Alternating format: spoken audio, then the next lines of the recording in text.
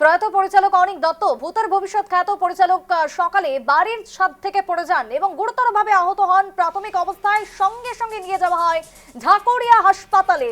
সেখানেও শেষ রক্ষা হলো না, মৃত্যু হলো পরিচালক অনিক দত্তের। দেখাচ্ছে এই মুহূর্তে বড় খবর, প্রয়াত অনিক দত্ত পরিচালকের মৃত্যু, যাকে ঘিরে শোকের ছায়া বাংলার টলিউড ইন্ডাস্ট্রিতে। সকাল থেকেই যে খবরটি উঠে এসেছিল যে বাড়ির ছাদ থেকে তিনি পড়ে যান আচমকায় এবং সঙ্গে সঙ্গে নিয়ে যাওয়া হয় ঢাকুরিয়া হাসপাতালে।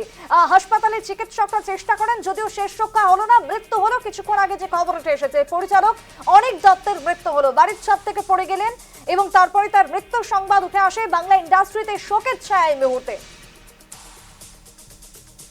আরো একবার জানিয়ে রাখবো, প্রয়াত পরিচালক অনিক দত্ত চিকিৎসার জন্য নিয়ে যাওয়া হয়েছিল ঢাকুরিয়া হাসপাতালে। শেষ রক্ষা হয়নি, বাড়ির ছাদ থেকে পড়ে গিয়েছিলেন তিনি। সরাসরি যাবো এই মুহূর্তে, শঙ্খদীপ জুড়ে গেছে কলকাতা থেকে। শঙ্খদীপ, ইতিমধ্যেই ভূতের ভবিষ্যৎ থেকে শুরু করে আরো একাধিক ছবি রয়েছে তার ঝুলিতে। এরকম এক পরিচালকের হঠাৎই আকস্মিকভাবেই মৃত্যু, কি বলবে, কি জানতে পারছো এখনো পর্যন্ত? বজ্রপাত টলিউড ইন্ডাস্ট্রির মধ্যে কিছুদিন আগে আমরা দেখেছিলাম রাহুল রবীন্দ্র বন্দ্যোপাধ্যায়, তার একটা আকস্মিক মৃত্যু। ঠিক তার রিস্ক কাটতে কাছে কিন্তু আবারও চোখের ছায়া বিখ্যাত পরিচালক, চিত্র পরিচালক অনিক দত্ত, তার প্রয়াণ হয়েছে, অস্বাভাবিক প্রয়াণ হয়েছে বলা চলে। এবং যেটা আমরা সূত্রমাত্রা খবর পাচ্ছি যে বাড়ির ছাদ থেকে তিনি একেবারে নিচে পড়ে যান। তার যে গড়িয়াহাটে হিন্দুস্তান পার্কের বাড়ি রয়েছে, সেই বাড়ির ছাদ থেকে তিনি নিচে পড়ে যান। সেখানে তিনি গুরুতর আহত হন। তড়িঘড়ি তাকে নিয়ে যাওয়া হয় ঢাকুরিয়ার মণিপাল হাসপাতালে। সেখানে চিকিৎসকরা বহু চেষ্টা করেও তার যে মৃত্যু সেটাকে আটকানো সম্ভব হয়নি, এমনটাই খবর সূত্রে, হাসপাতাল সূত্রে। এবং সেই পরিপ্রেক্ষিতে কিন্তু কিছুক্ষণ আগে হাসপাতালের তরফ থেকে তাকে মৃত বলে ঘোষণা করা হয়। যেই খবর ছড়িয়ে পড়ার পরে কিন্তু একাধিক তার যারা সহকর্মী রয়েছেন তারা কিন্তু ইতিমধ্যে হাসপাতাল চত্বরে কি বাড়িতে যাচ্ছে অনিক দত্তকে শেষ দেখা দেখবার জন্য।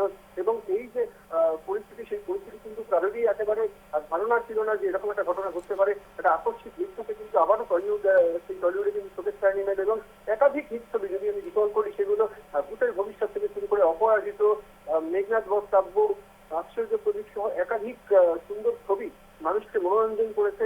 এই ছবির মধ্যে দিয়ে মানুষের মনে জায়গা করে নিয়েছে অনিক দত্ত, নিজের একটা আলাদা জোন তৈরি করে নিয়েছিলেন অনিক দত্ত। এবং তার যে লেখা, তার যে স্ক্রিপ্ট, তার যে গল্পগুলো ছিল, সেগুলো কিন্তু অন্যান্য কমার্শিয়াল ছবি ছিল অনেকটাই অন্যরকম ছিল। সেই পরিপ্রেক্ষিতে কিন্তু নিজের একটা আলাদা যে দর্শক সংখ্যা, সেটা কিন্তু তিনি একেবারে বানিয়ে ফেলেছিলেন। এবং বিভিন্ন সময় কিন্তু তাকে বিভিন্ন বিষয়ে উৎফুল্লতাও দেখা যায়, প্রতিবাদ করতেও দেখা যায়। অর্থাৎ প্রতিবাদী চরিত্রও কিন্তু ছিলেন এই অনিক দত্ত। নিজের পরিচালক সত্তা বাদ দিয়েও তিনি একজন প্রতিবাদী চরিত্রও ছিলেন। সেই পরিপ্রেক্ষিতে সব মহল থেকে কিন্তু একটা শোকের বার্তা আসছে এই খবর শোনার পর থেকেই। এবং যেটা এখনো পর্যন্ত জানা যাচ্ছে যে গড়িয়াহাট থানার পুলিশ এবং লালবাজারের গোয়েন্দা বিভাগ, তারা কিন্তু অনিক দত্তের বাড়িতে গেছেন এবং সেখানে কোথা থেকে তিনি পড়ে গেলেন, কিভাবে পড়লেন, তাকে কি কেউ ধাক্কা মেরে ফেলেছিলেন নাকি তিনি কোনোভাবে দুর্ঘটনাবশত পড়ে গিয়েছেন, সেই জায়গাটা যেরকম খতিয়ে দেখা হচ্ছে, ঠিক সেই সঙ্গে যেখানে তিনি পড়ে গিয়েছেন, যেখান থেকে তাকে উদ্ধার করা হয়েছে, সেই স্পটটা কিন্তু ইতিমধ্যে ঘিরে দেওয়া হয়েছে। সেখানে কিন্তু চাপ রক্ত আমরা দেখতে পাচ্ছি। এই পরিপ্রেক্ষিতে সমস্ত বিষয় যেটা তার মানে শঙ্খদীপ, এই যে ছাদ থেকে পড়ে যাওয়া পরিচালকের, সেক্ষেত্রে কি কোনো মানে রহস্যজনক রয়েছে, মানে রহস্য মৃত্যু কি বলতে পারা যায় এই ক্ষেত্রে? একেবারে তাই। দেখো, যতক্ষণ না কারণ নিয়ে ভরসা কাটছে ততক্ষণ কিন্তু রহস্য মৃত্যু বটেই। কারণ কিভাবে তিনি পড়ে গেলেন, আদৌ তিনি পড়ে গেলেন কিনা দুর্ঘটনাবশত, নাকি কেউ তাকে ফেলে দিতে, সমস্তটা নিয়েই কিন্তু এই মুহূর্তে ধোঁয়াশা চলছে। সেই ধোঁয়াশা কাটার ইতিমধ্যে কলকাতা পুলিশের উচ্চ পদস্থ আধিকারিক তারা কিন্তু সেখানে গিয়ে পৌঁছেছেন। গড়িয়াহাট থানার ওসি নিজে সেখানে রয়েছেন এই মুহূর্তে। এবং সব মিলিয়ে কিন্তু একটা তদন্ত, যে পূর্ণাঙ্গ তদন্ত, সেটাও ইতিমধ্যে শুরু হয়ে গিয়েছে। সেই তদন্তের যে প্রাথমিক রিপোর্ট, সেটা এলেই কিন্তু বোঝা যাবে।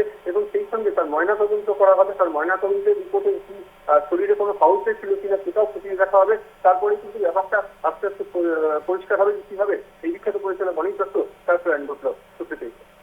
একেবারে তাই। অর্থাৎ পরিচালকের এই মুহূর্তে যে মৃত্যু, তাকে কেন্দ্র করে বাংলা ইন্ডাস্ট্রিতে একদিকে যেরকম শোকের ছায়া, শঙ্খদীপ রয়েছে আমার সাথে, যেখানে হিন্দুস্তান পার্কের বাড়ি থেকে তিনি পড়ে যান এবং তারপরে ঢাকুরিয়া পুলিশ ইতিমধ্যে তদন্ত শুরু করেছে। তবে নেহাতই দুর্ঘটনা নাকি এর পেছনে অন্য কোনো রহস্য রয়েছে, সেটা তদন্ত চলছে এখনো পর্যন্ত। শঙ্খদীপ, আপাতত ধন্যবাদ জানাবো। তবে এই মুহূর্তে দাঁড়িয়ে বড় খবর, বাংলা ইন্ডাস্ট্রিতে একেবারে শোকের ছায়া, পরিচালকের মৃত্যু। ভর দুপুরে বাড়ির ছাদ থেকে পড়ে যান তিনি এবং তারপরে নিয়ে যাওয়া হয় তড়িঘড়ি ঢাকুরিয়া হাসপাতালে। সেখানে তার চিকিৎসা চালানো হয়, তবেও শেষ রক্ষা হয়নি, মৃত্যু হলো পরিচালকের। এই মুহূর্তে বড় খবর আরো একবার জানিয়ে রাখবো, পরিচালকের মৃত্যু, বাড়ির ছাদ থেকে পড়ে যান তিনি আচমকায়, ছাদ থেকে পড়ে গিয়েছিলেন, তারপরে তার মৃত্যু হয় বলে খবর। গোটা টলিউডের শোকের ছায়া।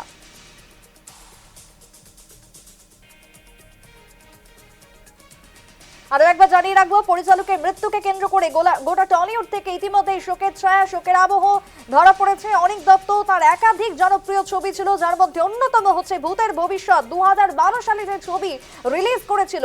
এর পাশাপাশি ছিল আচার্য প্রদীপ 2013 সাল, মেঘনাদ বধ রহস্য 2017 সালের ছবি, ভূত 2019 সালের ছবি, বরুণ বাবুর বন্ধু ছিল 2019 সালে, অপরাজিত 2022 সালে, যত কাণ্ড কলকাতাতেই 2025 সালে তিনি এই ছবি করেছিলেন। সব মিলিয়ে অনিক দত্ত নামকরা বিখ্যাত এক পরিচালক, যার মৃত্যুকে কেন্দ্র করে ইতিমধ্যে শোকের ছায়া। বাড়ির ছাদ থেকে পড়ে যান এবং তারপরে তার মৃত্যু, যাকে ঘিরে রীতিমতো শোকের ছায়া নেমে এসেছে টালিগঞ্জে।